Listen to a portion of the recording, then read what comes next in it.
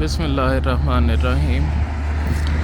اللہم صلی علی سیدنا محمد وعلی آل محمد وبارک وسلم علیہ۔ السلام علیکم۔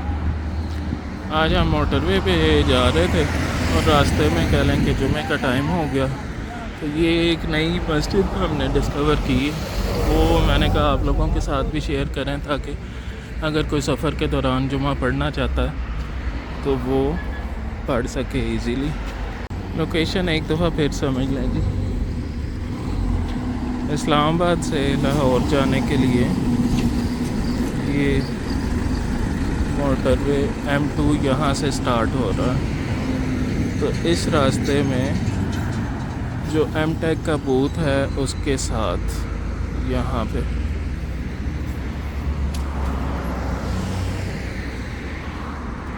یہاں سے اندر جانا ہے۔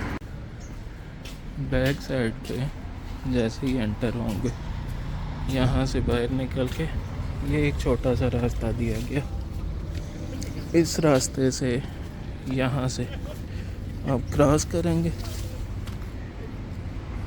کراس کرنے کے بعد تھوڑا سا آگے جائیں گے تو وہ جو یہ ظفر اینڈ سنز کا بورڈ ہے، اسی کی بلڈنگ میں جمعہ پڑھ سکتے ہیں۔ اور یہ یہاں پہ یہ جامعہ مسجد ہے جی،